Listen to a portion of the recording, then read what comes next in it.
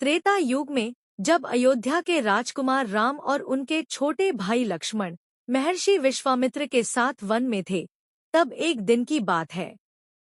प्रातः ब्राह्म मुहूर्त में विश्वामित्र मुनि ने दोनों भाइयों को जगाया और कहा, हे राम और लक्ष्मण, जागो, रात्रि समाप्त हो रही है। शीघ्र ही सूर्य उदित होंगे। जैसे सूर्य अंधकार का नाश करते हैं, वैसे ही तुम्हें भी अपने पराक्रम से राक्षसों का विनाश करना है। उठो, नित्यकर्म और संध्याउपासना करो। गुरु की आज्ञा पाकर दोनों भाइयों ने तुरंत शय्या त्याग दी।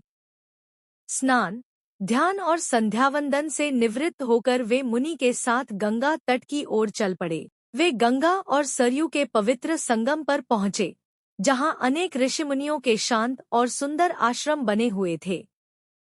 वहां एक अत्यंत रमणीय आश्रम देखकर राम ने विनम्रतापूर्वक पूछा, हे गुरुवर, यह सुंदर आश्रम किस महर्षि का है?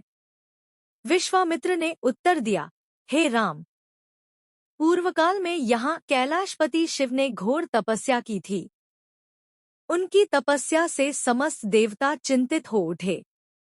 देवराज इंद्र भयभीत हो गए और उन्होंने शिवजी की तपस्या भंग करने का निश्चय किया। इंद्र ने इस कार्य के लिए कामदेव को भेजा। कामदेव ने भगवान शिव पर अपने पुष्पबाण चलाए। इससे शिवजी की तपस्या भंग हुई। क्रोधित होकर शिवजी ने अपना तीसरा नेत्र खोल दिया। उनके तीसरे नेत्र की ज्वाला से कामदेव का शरीर भस्म हो गया।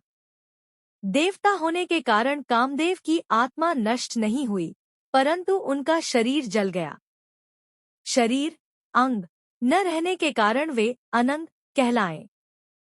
इसी कारण इस स्थान का नाम अंगदेश पड़ा।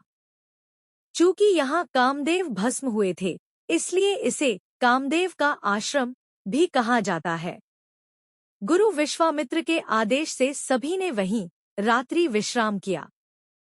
राम और लक्ष्मण वन से कंदमूल फल लाकर गुरु को अर्पित किए। प्रसाद ग्रहण करने के बाद दोनों भाइयों ने स्नान और संध्या उपासना की। रात्रि में वे गुरु से धर्म और नीति की कथाएं सुनते रहे। अंत में गुरु की सेवा कर गायत्री मंत्र का जप करते हुए दोनों भाई त्रिशैयाओं पर विश्राम करने लगे।